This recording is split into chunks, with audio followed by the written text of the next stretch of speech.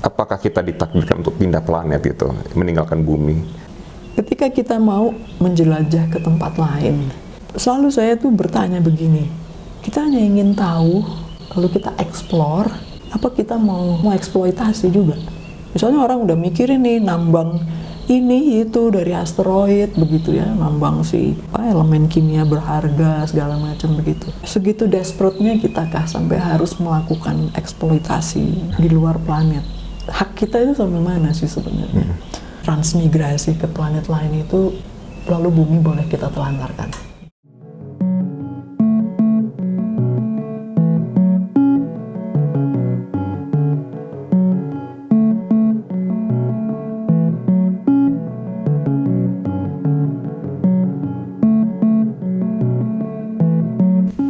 Arti mempelajari luar angkasa bagi kita yang hidup di bumi, bagaimana alam semesta bisa lahir, dan siapakah yang menciptakan kita secara sains, dan mengapa hanya bumi yang mempunyai kehidupan. Di episode Sabda Bumi kali ini, kita akan pergi keluar sejenak dari planet bumi dan berkelana ke antar planet dan galaksi bersama Profesor Premana W. Premadi, seorang astronom, untuk menemukan kembali makna eksistensi kita sebagai makhluk hidup di alam semesta yang terus berkembang tiada akhir ini. Bersama beliau, kita akan membahas bagaimana astronomi menjadi pintu masuk untuk kita kembali terhubung dengan semesta. Dan yang paling terpenting, kembali menghargai planet bumi, rumah satu-satunya yang hanya kita miliki di antara miliaran galaksi di luar sana. Halo, selamat datang kembali di Sabda Bumi. Kali ini kita berada di Bandung dan lebih tepatnya di tempat spesial yang sudah lama saya ingin datangi dari kecil, yaitu adalah Observatorium Boscha. Dan di sebelah saya ada Ibu Nana. Ini adalah pertemuan spesial juga, Bu, karena sebenarnya aku sudah lama sekali ingin berdialog dengan Ibu gitu tentang alam semesta ini gitu kan. Dan selama ini kan Sabda Bumi kita selalu berbicara apa yang di tanah, yang ada di bumi. Tapi untuk pertama kalinya kita pergi dari bumi untuk melihat bumi dari jauh. Mungkin sebelum kita berbicara lebih lanjut tentang alam semesta itu sendiri, mungkin boleh ceritain sedikit nggak, Bu, Ibu, Bu Nana keseharian ngapain saja? Saya dosen di program studi astronomi di FMIPA ITB. Dan kebetulan juga punya tanggung jawab di Observatorium Boscha dan tinggal di Observatorium Boscha juga. Jadi sehari-hari saya ya di Boscha, dan kalau ada kuliah, ada bimbingan, ada rapat, saya ke kampus di Ganesha begitu. Ya sehari-hari begini. Ya masih kepingin ini itu, tetapi waktu kan cuman 24 jam sehari, 7 hari seminggu, ya itu aja diatur-atur.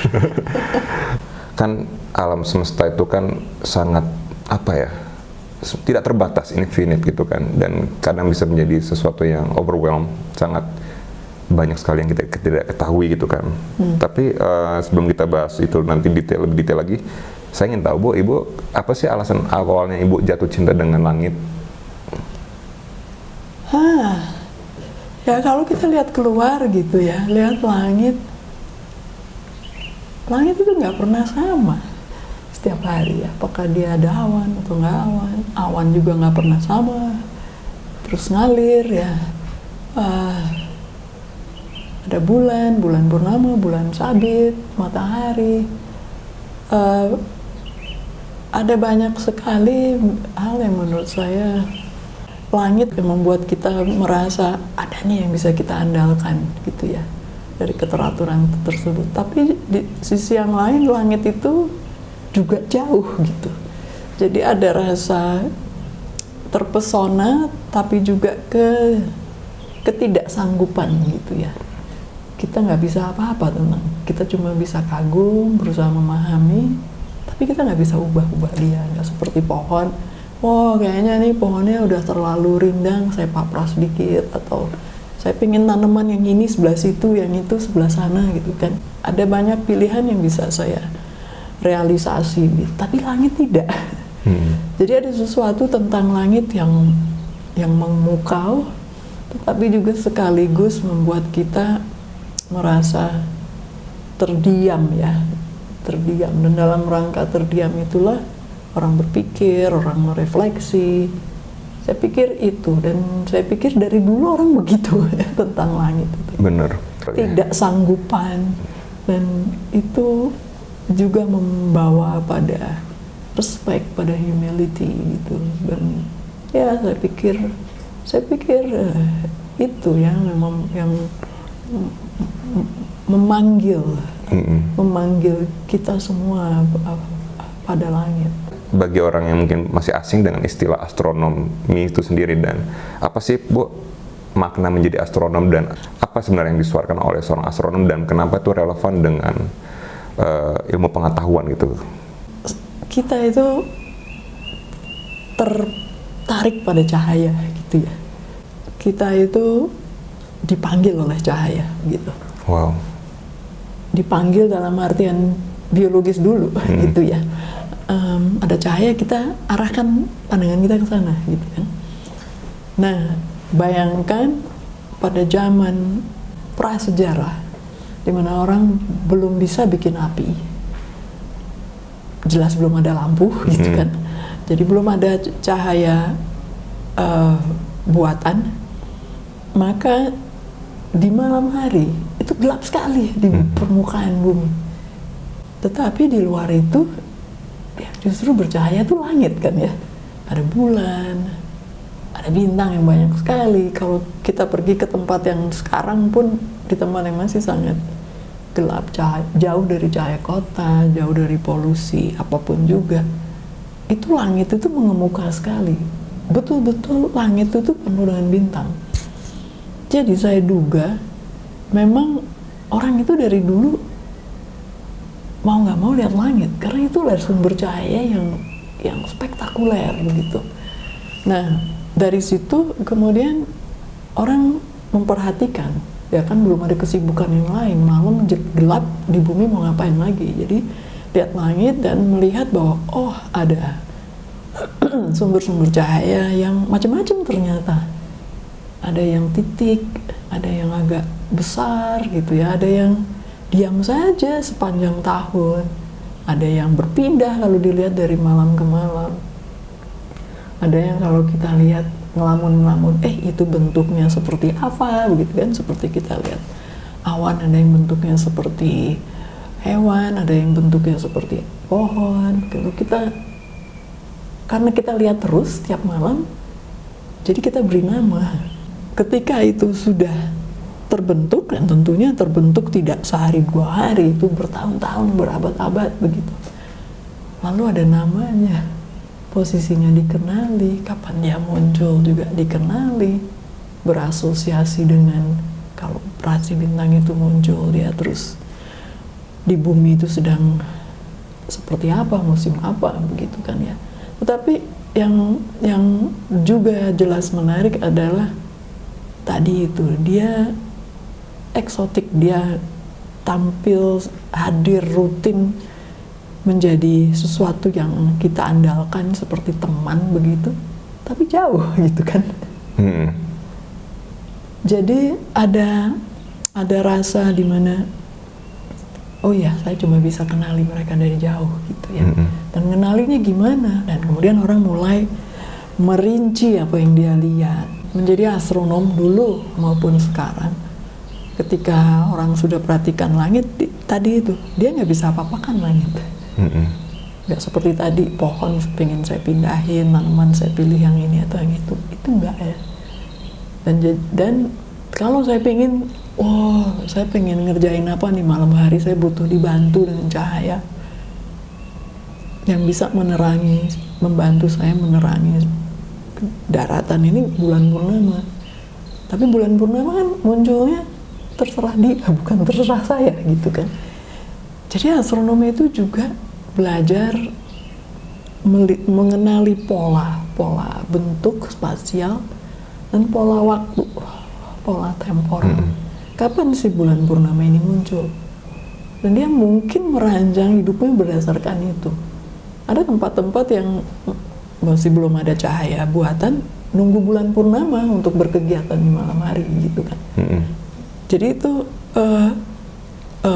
kehidupan astronom dulu maupun sekarang adalah kemampuan untuk memperhatikan, berhitung, memprediksi, dan selebihnya menunggu. seperti alam itu sendiri, bahwa sebenarnya terkadang nggak mesti semuanya kita harus kontrol ya Bu ya, gitu. Ya, nah itu juga. Jadi saya pikir astronomi itu adalah ya juga bumi sebenarnya. Sebagian besar dari bumi itu kan di luar kendali kita ya, perilakunya alam itu di luar kendali kita.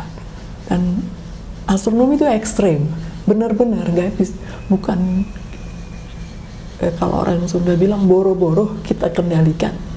Kita datenginnya nggak bisa itu kan, saking jauhnya begitu. Sebenarnya Bu, bagaimana sih kita semesta, alam semesta ini tercipta? Ada nggak sebenarnya yang artinya awal dan akhir? Di dalam kosmologi saintifik yang modern, waktu menjadi perkara yang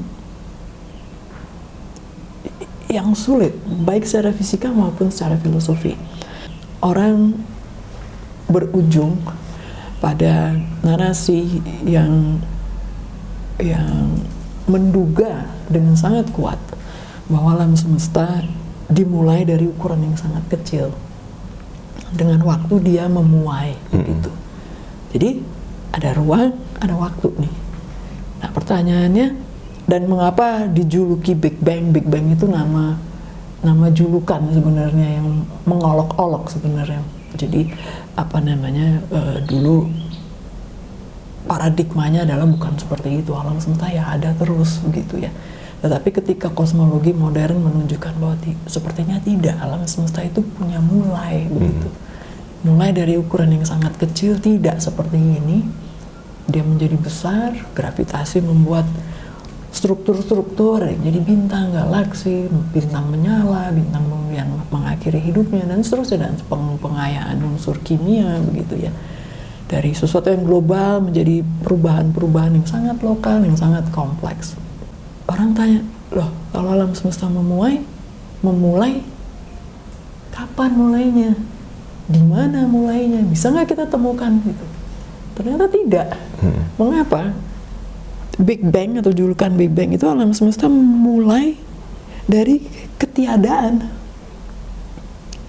Ketiada itu nothing ya, jadi bukan kosong.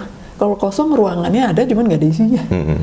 Ini jadi kita mesti bayangkan nggak ada apa-apa, betul-betul tiada apa-apa. Ruang belum ada, waktu belum ada.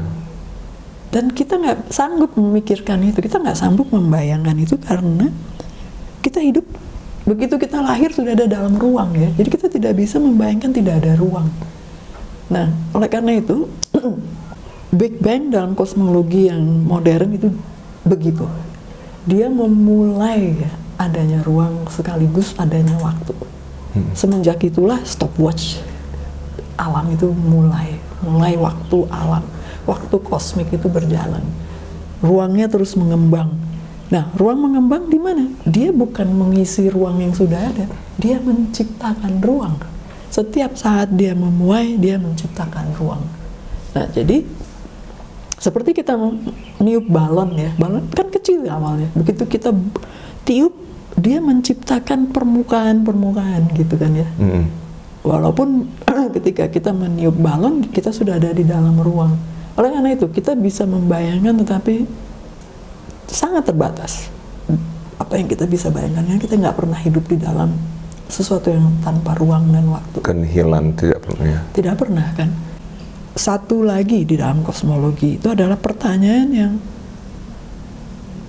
sampai sekarang kita masih belum tahu jawabnya gimana, adalah alam semesta itu mesti tercipta, dimulai dengan kondisi yang sangat spesifik. Sebab jika kondisi yang sangat spesifik tidak dipenuhi, alam semesta itu mungkin tidak berlanjut, berevolusi seperti yang kita lihat sekarang. Oleh karena itu pertanyaannya adalah bagaimana menciptakan kondisi awal ini? Bagaimana kondisi awal ini bisa ada? Jadi mekanisme evolusi yang barusan itu saya ceritakan secara ringkas saja tidak bisa menceritakan kondisi awal. Jadi kalau cerita sedikit ini adalah kalau kita punya pabrik bikin kue gitu ya. Pabriknya pokoknya ini kuenya ada cetakannya, ada yang ngocok, ada yang ngapain, cetakan, manggang gitu ya. Nanti kuenya keluarnya bunder-bunder, ukurannya berapa spesifik gitu ya. Tapi si mesin bikin kue ini kan nggak nentuin saya masukin berapa banyak telur, tepung, gula, nggak. Bukan mesin ini yang menentukan. Yang lain yang menentukan. Orang yang kepingin bikin kue ini kan yang menentukan, bukan mesinnya. Ya. Nah, jadi mekanisme semesta begitu. Mekanisme evolusinya itu tidak bisa menentukan kondisi awal. Tapi bahwa kondisi awal ini sangat krusial untuk bisa mengantarkan alam semesta kita menjadi seperti ini sekarang, itu teka-teki besar. Dan belum terjawab sampai sekarang. Belum terjawab sampai sekarang. Nah, orang berusaha. Karena orang sains itu kan berusaha untuk tadi itu self-consistent, menjawab dengan logika-logika yang sudah ada. Hukum-hukum fisika, hukum-hukum alam. Sesuatu yang terukur gitu ya. Sesuatu yang kerangka logikanya jelas, bisa teruji begitu ya. Nah, jadi di sini jelas-jelas buntu jalan itu. Nah, untuk buka jalan gimana? Ya, pertama bikin aja. Oh, siapa tahu alam semesta itu udah banyak sekali. Yang kita huni itu adalah hanya salah satu. Berarti multiverse. Nah, orang sebut itu multiverse gitu. Ada super banyak alam semesta yang lain dengan kondisi yang sangat beragam. Kebetulan aja, secara statistik, alam semesta kita yang seperti ini kondisi awalnya. Jadi dengan mekanisme tadi berlanjutlah dia jadi seperti ini. Jadi multiverse adalah tawaran untuk kita bisa menjawab masalah kondisi awal yang kita nggak bisa tahu dari mana ini, untuk ya alam semestanya yang seperti ini, yang exist ini mungkin ada gitu kan ya, dimungkinkan maksudnya. Nah, yang lain adalah bahwa ya itulah kuasa Tuhan, itulah kuasa pencipta gitu ya. Dia menciptakan dengan kehendaknya, dengan segala kecerdasannya, dengan segala visinya. Kita nggak sebut, tentu bahasa kita sangat manusiawi tentang itu ya, tetapi dia pingin alam semesta yang kayak begini jadinya, termasuk ada kita di ujungnya sana. Alam semesta harus gini, begitu. Dengan hukum-hukum alam yang sudah tertata, begitu ya. Jadi perkara hukum alam, perkara kondisi awal, perkara penciptaan, adanya pencipta, itu terinkorporasi, menghubungkan antara pengetahuan saintifik modern dengan dimensi manusia yang lain, ya, dimensi spiritual yang mau mengenali divinity, ya, ilahi, sesuatu yang di luar kuasanya. Tidak semua orang menerima narasi seperti itu, tetapi narasi ini narasi yang sepertinya bisa mendamaikan. Ya, mendamaikan, menjadikan semua orang atau semua pemikiran itu terakomodasi, katakan begitu. Pada akhirnya kita sadar kalau ya, di luar sana itu memang ada hukum-hukum yang memang yang mendesain kita, dan mau nggak mau kita harus mengikutinya, gitu kan. Dan mungkin di semesta ini, di universe ini, inilah hukum kita. Mungkin di multiverse lain ya hukumnya berbeda gitu. Ada versi diri kita yang lain di dimensi lain di sana, kehidupan sana. Kenapa di antara miliaran galaksi, di antara miliaran kemungkinan di luar sana, semesta sana, planet-planet sana, kenapa hanya bumi yang punya kehidupan, Bu? Kita belum tahu. Tidak tahu atau belum tahu lah. Karena kita memang belum menjelajah cukup jauh ya untuk memeriksa kehidupan. Perkara kehidupan nih, kehidupan yang fisik, biologis dulu lah ya. Kita nggak bicara yang tadi aspek dimensi spiritual. Tapi dari sisi biologis, kehidupan yang ada, yang exist di bumi ini ternyata banyak dan berubah dari waktu ke waktu. Jadi penelitian orang tentang fosil-fosil, banyak makhluk hidup yang sekarang sudah tidak ada lagi, begitu ya. Bahkan yang sekarang masih ada pun belum semua kita kenal. Tapi dari semua yang kita sudah kenal, makhluk hidup di bumi itu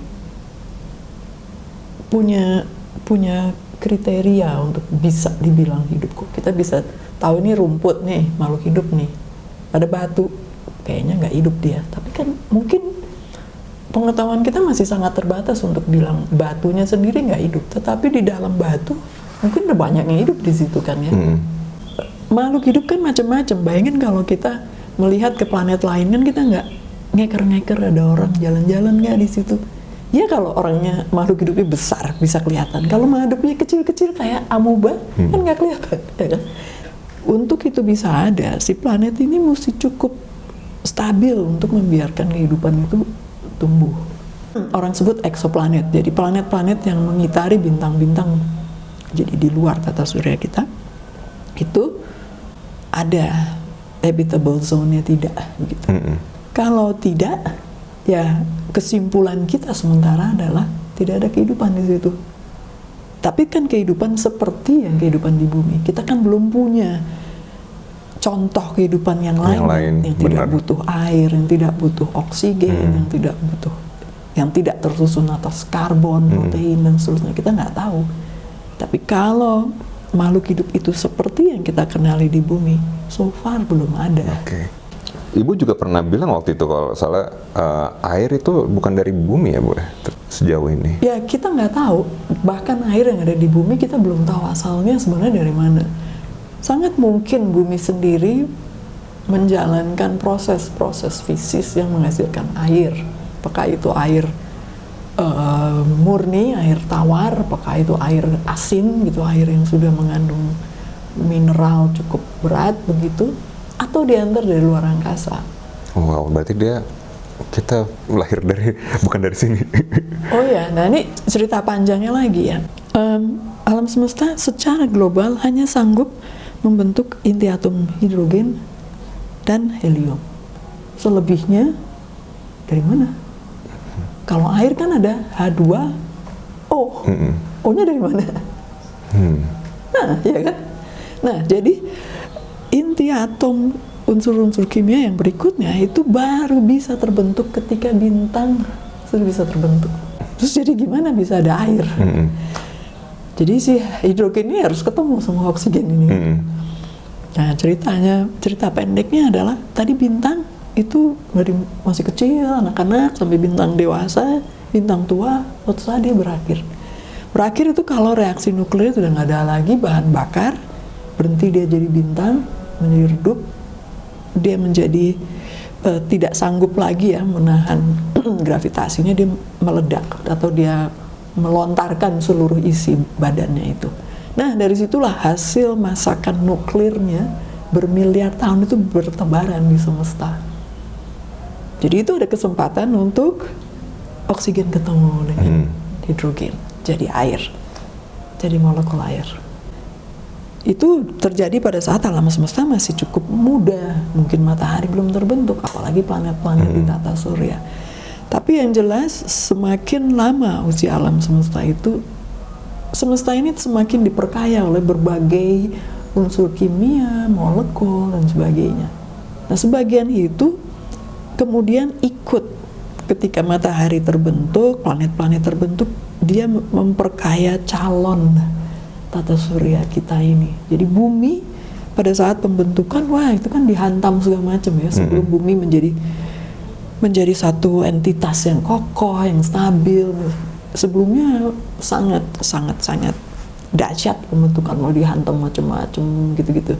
Jadi penuh dengan kekacauan malah sebelum kita kehidupan. Betul, penuh dengan kekacauan.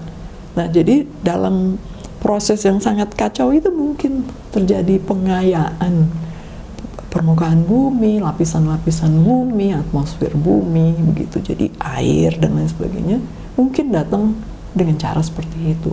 Nah, ketika bumi sudah mulai stabil, mungkin ada komet, meteoroid, asteroid yang sempat jatuh-jatuh itu juga membawa kekayaan yang ada di luar angkasa, di luar lapisan terluar bumi itu untuk ikut. Mungkin sebagian itu adalah air.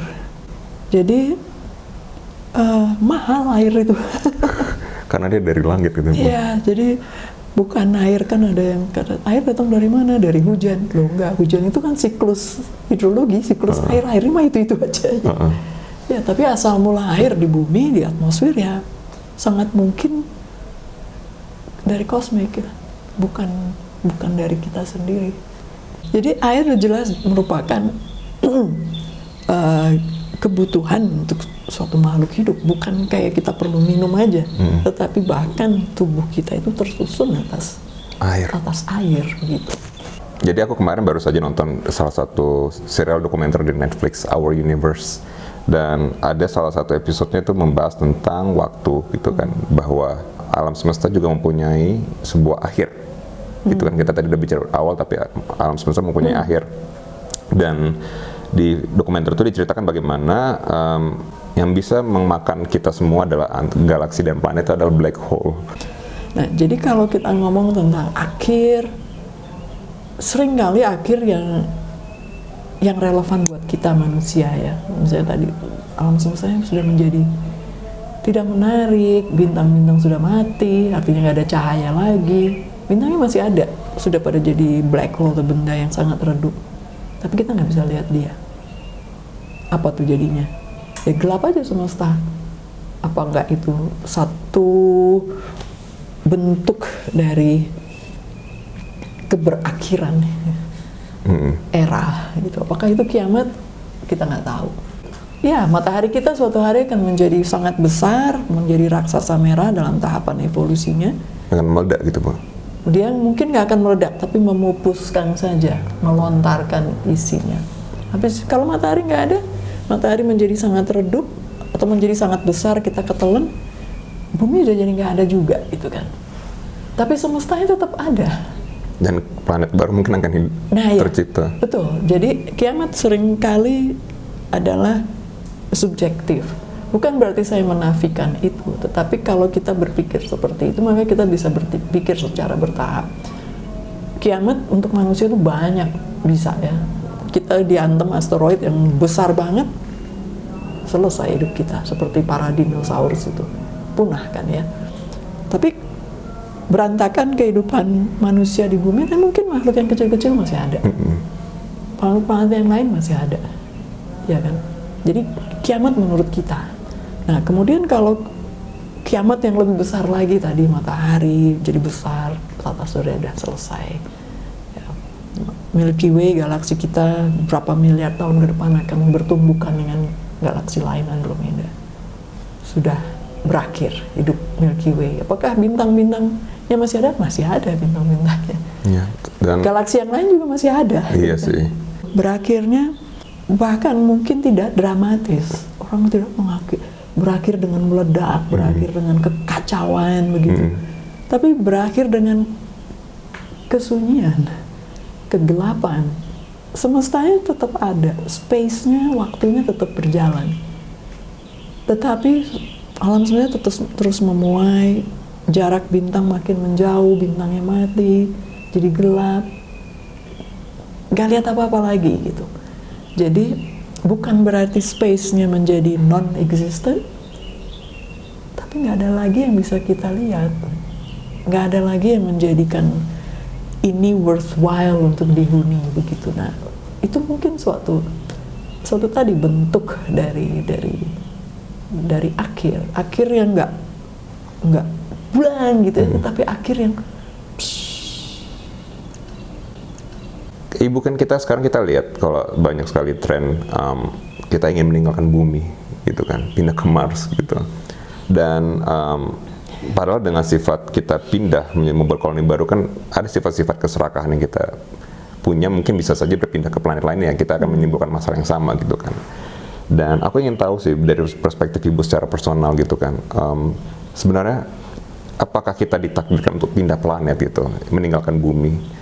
Atau apakah itu hanya akan kita merusak sebenarnya, Bu? Wah, itu pertanyaan yang sangat reflektif ya menurut saya. Ya, dengan kesanggupan kita melakukan perjalanan ruang angkasa dan di sana sini melakukan percobaan di tempat lain, orang jadi terdorong begitu kan ya. Tapi ada beberapa kunci sih sebenarnya yang mesti kita tetap ingat. Pertama, bumi ini sekarang udah hampir 9 miliar manusia loh, belum terhitung makhluk hidup yang lain begitu. Jadi kalau kita mau pindah ke planet lain, apa kita mau bedol deso ya, semua ikut gitu kan kemungkinannya sangat kecil begitu. Jadi artinya apapun yang bisa kita lakukan untuk menjelajah ke planet lain, tetap bumi itu harus dirawat. Itu mutlak kita lakukan gitu ya. Jadi bukan karena kita sanggup menjalankan transmigrasi ke planet lain itu lalu bumi boleh kita telantarkan gitu kan. Jadi bumi itu tetap harus kita rawat karena alasannya banyak. Dia bukan cuma rumah untuk manusia, dia rumah untuk banyak. Planet bumi ini sesuatu yang unik di antara miliaran di planet antara yang mungkin ada, begitu kan ya.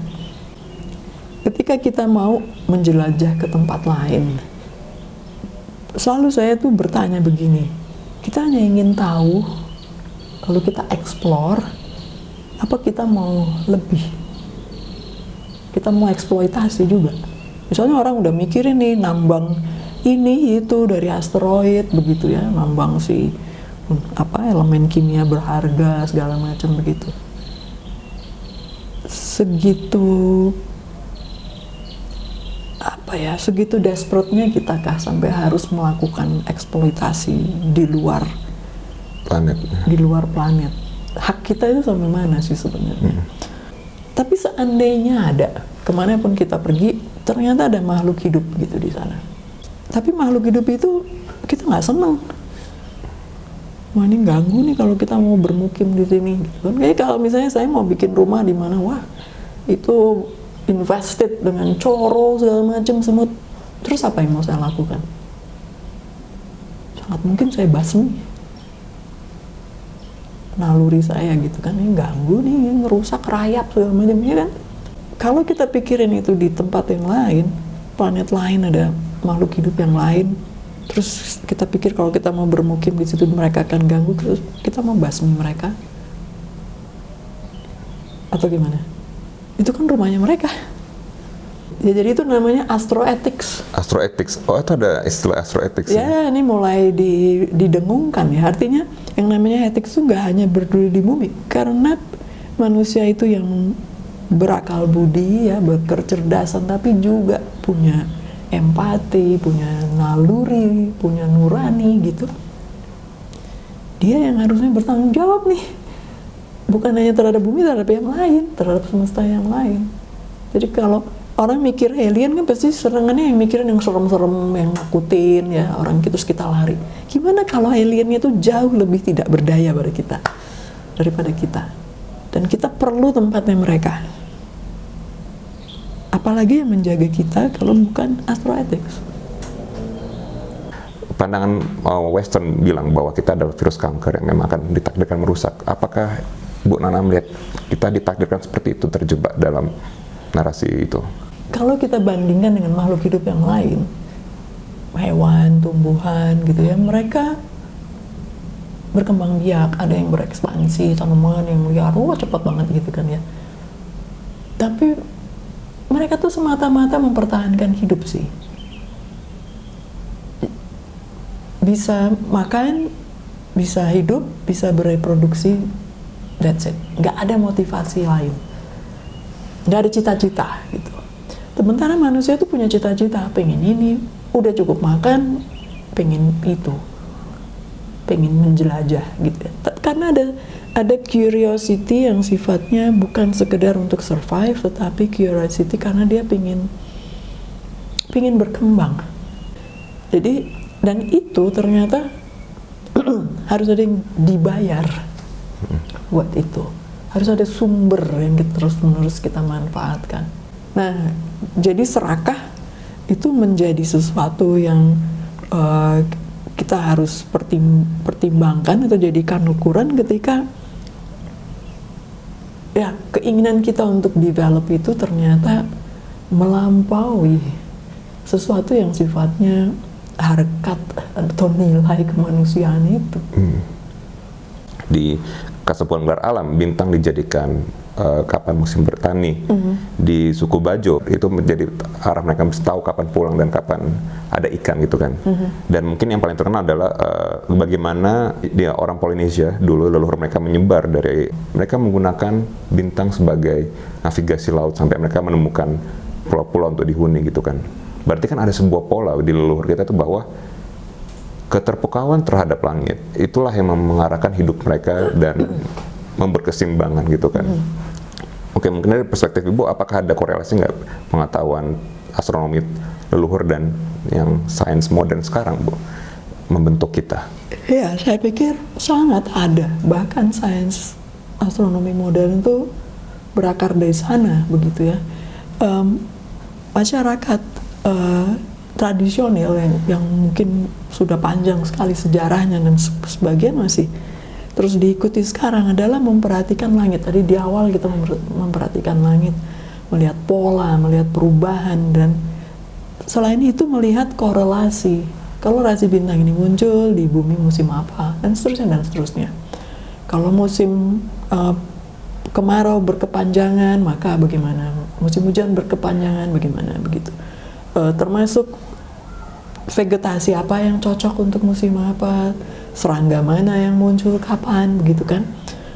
Dan dari situ mereka melihat begitu tergantungnya begitu pada langit, kepada keteraturan tersebut. Dan keteraturan tersebut itu membuat mereka bisa tadi menjadikan itu sebagai referensi patokan waktu, patokan arah. Mereka jadi bisa bikin kalender gitu kan ya, menentukan hari-hari baik dan seterusnya dan seterusnya. Yang juga mereka perhatikan itu adalah ada saat dimana bumi bisa menjadi tempat menghasilkan produk yang luar biasa, tanam hasilnya panen gitu. Tapi mereka juga lihat ada saat dimana bumi itu perlu istirahat, ada waktu pemulihan gitu.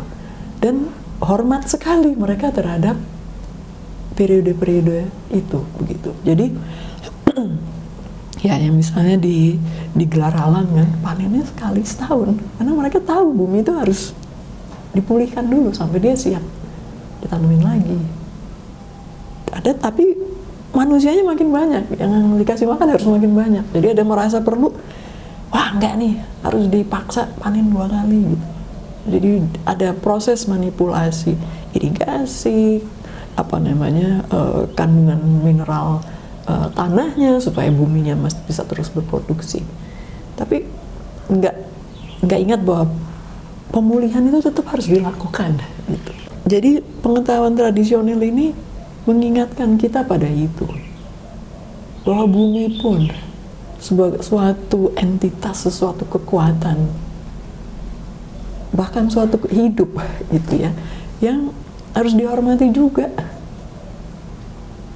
ritme hidupnya.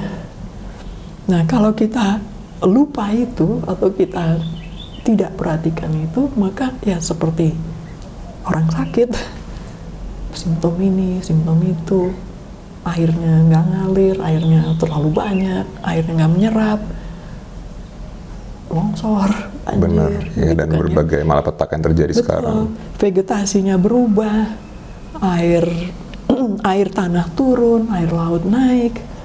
Bumi kan bekerja sebagai sesuatu yang mengikuti hukum alam aja ya. Jadi hukum gravitasi bekerja, akhirnya begini ya dia turun aja ke bawah. Nggak ada yang nahan ya jalan aja dia gitu.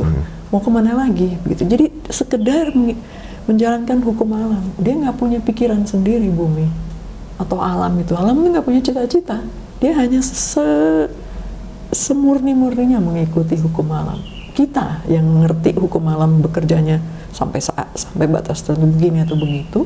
Kalau kita nggak mau hukum alam ini menjadikan kita hidup susah, hidup terganggu, ya jangan sampai itu terjadi kan. Kita punya cara untuk menghalangi. Jadi saya pikir pengetahuan tradisional itu menyadari ketidakmampuannya, menyadari bahwa dia nggak bisa mengubah alam. Kita yang harus manut begitu. Nah, jadi manut bukan dalam artian pasrah, tapi manut dalam artian respect. Kita pakai gadget untuk tahu utara, selatan, timur, barat, nggak pernah kita lihat ke langit. Ya. Jadi kita merasa kebutuhan kita sudah sangat dipenuhi tanpa melihat alam. Jadi kita ya lupa gitu ya, nggak sengaja. Tapi karena terus menerus itu begitu, ada banyak orang yang betul-betul bisa terpenuhi kehidupannya tanpa dia harus lihat alam sama sekali. Modern life hampir kayak gitu. Ya sangat menyedihkan ya, kayak kita nggak terima kasih sama apa yang sebenarnya menghidupi kita selama ini. Mana rumah yang masih punya sumur sekarang? Sedikit ya. Yang airnya bisa diminum. Beli galonan air. Air galon yang kita pakai, airnya dari mana? Privatisasi air. Nah, itu dari sumber-sumber air, mata air yang jauh sekali, yang mungkin kita nggak tahu di mana. Yang beberapa cerita malahan saking itu udah diprivatisasi, mereka yang tinggal di situ, yang deket, yang sehari-hari dari zaman kapan berada di sumber air itu malah nggak bisa akses. Jadi bukan hanya relasi kita dengan alam itu menjadi rusak ya, tetapi relasi kita di antara sesama juga muncul ketidakadilan yang luar biasa. Akses terhadap sumber-sumber hidup itu menjadi semakin jomplang. Apakah Bu di luar sana, di seluruh alam semesta ini, hanya kita yang mampu serakah dan melawan hukum alam itu sendiri sebagai manusia? Sepertinya sepanjang pengetahuan kita nampaknya demikian. Juara satu kita. Yang mesti paling serakah lah ya. Ya karena tadi keinginannya tidak terkendali lah. Keinginannya untuk maju, untuk berkembang, ternyata tidak terkendali. Sebenarnya sains kerjanya itu, mencari apa sih yang fundamental di dalam alam, kerjanya gimana. Tapi kan kita juga ada nih ilmu-ilmu humaniora ya, ilmu kemanusiaan yang terus-menerus mencari yang fundamental di dalam humanity itu apa sih, di dalam kemanusiaan itu apa sih, mencari nilai dan ternyata apa yang baik, nilai yang baik di dalam kemanusiaan itu ternyata harus dijaga. Itu nggak sesuatu yang kita bisa take for granted. Even relasi persahabatan gitu harus dirawat, harus dijaga. Keluarga pun sudah secara biologi bapak, ibu, anak-anak, saudara, kakak, adik gitu kan harus dijaga relasinya. Nggak otomatis itu semuanya akan baik. Hukum alam itu pasti gitu jalan. Dia akan bekerjanya gitu-gitu aja. Simptomnya berbeda. Kalau dia bekerja dengan pada kondisi begini ya begini. Kita duduk di sini nih, tenang-tenang kan. Coba kita duduk di atas kubah, jatuh pasti. Gravitasi yang sama yang membuat kita duduk di sini dan jatuh di atas. Hanya karena dia bekerja pada situasi kondisi yang berbeda, manifestasi atau simptomnya beda gitu. Hukum alam nggak perlu dirawat. Yang dirawat itu adalah kondisi supaya kerja hukum alam itu nggak ngerusak gitu kan, nggak merugikan siapapun. Tugas terbesar manusia adalah mengenali itu, mengenali apa yang memang menjadikan manusia utama. Kita juara satu tadi, tapi apa yang membuat manusia utama? Karena dia punya akal budi. Kalau dia nggak jadikan akal budi itu sesuatu yang membuat dia tetap utama, wah siapa lagi? Kita tidak semua orang bisa mempunyai akses untuk melihat langit karena polusi cahaya dan orang mau melihat langit yang sehat dan bintang-bintang kan harus pergi ke gunung atau akses. Nggak semua orang mempunyai privilege itu. Menurut Ibu sekarang ke depannya lah gitu kan, apa yang akan hilang di rasa kemanusiaan itu ketika kita tidak punya akses terhadap keterpawahan akan langit seperti leluhur kita dulu? Melihat langit itu menjadi barang mahal gitu kan, harus pergi, harus ya mengeluarkan dana cukup besar untuk bisa pergi ke tempat yang bisa lihat langit gitu. Dan akibatnya dia menjadi pilihan, mau nggak sih saya ngeluarin uang segitu banyak untuk bisa lihat langit gitu, terus buat apa? Tetapi biasanya setelah orang lihat punya pengalaman melihat langit, melihat aurora, melihat gerhana matahari total, terpanggil untuk lihat lagi karena dia seperti baru dibukakan pintu ke sana. Nah, jadi mungkin tugas kita itu adalah membukakan, mengingatkan akan itu. Jadikan langit itu aksesibel, langit itu untuk semua, langit itu bukan hanya untuk astronom aja gitu kan. Pemandangan yang indah, pantai yang bagus bukan hanya untuk mereka yang bisa bayar. Itu hak semua, untuk alam ini hak untuk semua bisa nikmati. Nah, kalau orang bisa lihat itu dan bisa melihat indahnya, saya pikir indah itu jadi sesuatu yang menjadikan kita punya motivasi untuk merawat. Ya, kalau misalnya kotor, jelek gitu, ya udah gitu kan ya. Apalagi kalau bukan urusan saya, bukan rumah saya, ya udah. Tapi kalau indah, saya lihat, saya pingin mempertahankan. Saya pingin besok datang lagi ini tetap bagus kayak gini. Bahwa ini berguna atau enggak, itu hal lain ya. Tapi bahwa saya bisa mengatakan ini bagus, ini indah, dan tiba-tiba saya merasa sesuatu yang lain, membuat sesuatu yang kaya, lebih kaya daripada biasanya begitu dalam nurani saya begitu. Itu mungkin pintu untuk orang mau merawat. Benar. Ibu kan sudah melihat ya berbagai hukum alam yang terjadi di alam semesta ini, hanya di bumi gitu kan. Berbagai kekacauan, tapi berbagai keindahan yang ada terjadi di alam semesta. Ada nggak Ibu saat ini yang Ibu takuti atau khawatirkan secara personal? Ada, pasti ya. Ya tadi ya, manusia mungkin punya tendensi untuk serakah, tetapi ada kesempatan buat kita untuk saling mengingatkan gitu. Nggak harus dengan cara ngomong, tetapi secara sistem yang terlalu mau menonjol itu tidak dimunculkan, tidak bisa bertahan gitu kan. Sistem tradisional banyak sekali begitu ya. Sistem desa, sistem adat yang membuat yang terlalu menonjol tuh nggak bisa terus serakah begitulah ya. Muncul ini individu-individu yang begini. Individu yang begini nih kadang-kadang atraktif ya untuk orang-orang yang punya tendensi serakah tadi. Wah, ini asik nih gitu ya. Jadi kekhawatiran di situ bahwa suara-suara yang kurang bagus, yang negatif ini banyak juga. Jadi kita harus punya cara untuk mereka nggak tumbuh dengan seperti kita bilang orang mengendalikan hama bukan dengan pestisida, tetapi dengan tanaman yang lain ya, yang bisa makanin hama itu gitu. Jadi sistemnya tetap hidup, ada atau serangga atau yang lain yang mengendalikan hama dengan makhluk hidup juga gitu. Jadi nggak ada yang terus jadi mati, tetapi apa yang mestinya ada dalam sistem itu tetap bisa. Jadi ini mungkin terdengar abstrak, tetapi saya pikir kekhawatiran yang berdasarkan pengamatan kita sekarang, tapi juga berdasarkan gradien yang diamati selama beberapa tahun belakangan ini menunjukkan, wah kalau kita nggak hati-hati, kita cenderung merusak alam, cenderung akan ada disparitas yang luar biasa antara sesama manusia begitu ya. Ada yang punya akses, yang nggak punya akses. Air, semua orang butuh air, tapi kalau airnya makin sedikit yang kualitasnya layak minum, air akan menjadi komoditas paling mahal. Dan siapa yang bisa beli? Padahal semua butuh air, ya kan? Dan jadi, itu haknya semua orang. Itu hak semua orang, bukan orang aja. Makhluk hidup yang lain juga butuh air.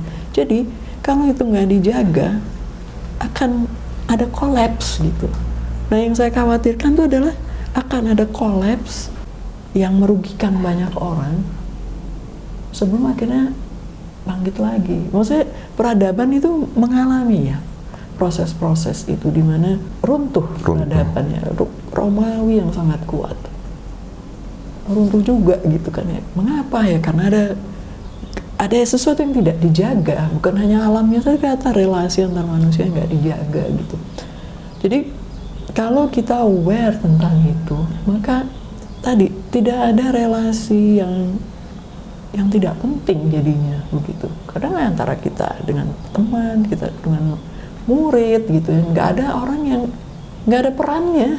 Setiap orang akan memikul suatu peran. Kalau dia sadar tentang itu, ya saya pikir insya Allah kita baik-baik ya. Tetapi dengan momentum yang ke arah negatif sekarang, kekhawatiran saya adalah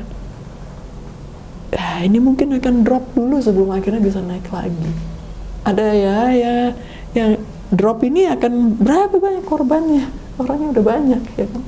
Ini adalah pertanyaan terakhir, tapi juga pertanyaan mandatorinya Sabda Bumi di setiap episode. Kan pada akhirnya kan kita kan berbicara tentang pengetahuan leluhur dan pengetahuan sains manapun kan, bahwa sebenarnya malapetaka terjadi ketika kita tidak mengenal batas. Dan seperti pesan-pesan leluhur kita sebelumnya, tugas terbesar manusia adalah mengenal arti cukup gitu kan, Bu. Apa arti cukup bagi seorang Ibu Nana? Kalau kata cukup itu kok saya selalu relasikan dengan kebutuhan ya, keperluan. Cukup itu kalau buat saya, kalau keperluan saya yang paling mendasar itu dipenuhi. Sudah. Nah, perkaranya tadi kita banyak bicarakan, manusia itu ingin develop. Jadi selain ada keperluan, dia juga ada keinginan. Dan kadang-kadang keinginannya lebih banyak daripada keperluannya. Nah, bahkan untuk banyak orang, gak semua keperluan mendasarnya itu bisa terpenuhi gitu. Jadi kata cukup itu buat saya juga tadi bisa menggeser ke arah kata ikhlas ya. Ikhlas itu menerima gitu, bahwa ya inilah yang bisa saya dapatkan sekarang. Dia bisa mungkin memenuhi kebutuhan saya, bisa juga tidak. Tapi kalau saya ingat bahwa kata cukup dan ikhlas itu nggak bisa untuk diri saya sendiri, tapi juga untuk lingkungan saya, maka saya berharap bahwa kalaupun apa yang saya inginkan itu nggak bisa saya penuhi, karena dia ternyata memenuhi keperluan yang lain, itu ikhlas gitu. Dan itu cukup. Bahwa kecukupan orang lain, kecukupan makhluk yang lain, itu harus saya terima juga sebagai kecukupan saya. Nah, jadi cukup itu berarti ikhlas, tetapi juga berarti bahwa kalau yang lain belum cukup, saya udah cukup. Saya udah cukup belum sebenarnya? Kalau orang sebelah saya belum makan, saya udah makan sih. Saya udah cukup belum? Kalau saya bilang cukupnya saya belum sempurna karena tetangga saya belum makan, walaupun saya udah makan. Wow. Kecukupan adalah keterhubungan. Keterhubungan. Walaupun kita berjauhan, kita saling terhubung. Minimal terhubung secara proses fisika yang makan waktu panjang tadi. Unsur-unsur kimia di tubuh kita. Suatu hari di masa yang sangat lampau, adanya di perut bintang yang sekarang udah nggak ada. Dialog dengan Ibu Nana membuat saya sadar bahwa di alam semesta ini, kita hanyalah sebuah serpihan bintang yang terbawa angin waktu. Di era modern, sering sekali kita melihat segala misteri kehidupan harus ditaklukkan untuk membenarkan posisi manusia sebagai pusat segalanya. Ternyata, kita tidak spesial. Di alam semesta yang terus berkembang ini, tidak ada yang namanya sebuah pusat. Kita semua adalah bagian dari konstelasi bintang yang berperan untuk saling menyinari satu sama lain. Alam semesta tidak pernah melawan kodratnya. Dia terus berkembang tanpa melewati batas hukum yang sudah termaktubkan. Di atas langit, dia terus mengingatkan bahwa keselarasan hanya dapat menjelma dalam ruang dan waktu ketika manusia tidak serakah melawan gravitasi yang sudah ditakarkan oleh sang desainer kita. Seperti kata Ibu Nana, kita berasal dari perut bintang yang sudah tiada dan juga akan berakhir menjadi bintang dengan nasib yang sama untuk melanjutkan perjalanan kosmik penuh dengan enigma ini. Mungkin tugas kita seperti dipesankan oleh para leluhur, alih-alih menaklukkan misteri kehidupan ini, kita harus merayakannya, karena secara pengetahuan modern ataupun pengetahuan tradisional mengatakan hal yang sama. Kita semua adalah satu. Terima kasih banyak Bu Nana Dan teman-teman, terima kasih banyak sudah menonton. Mungkin teman-teman kalau nanti berada lagi di Bosca bisa langsung say hi to Bu Nana, yang Bu Nana juga berada di sini gitu kan Bu ya. Dan sangat bisa berdialog dengan beliau langsung. Dan oke teman-teman, terima kasih. Makasih. And see you on the next episode.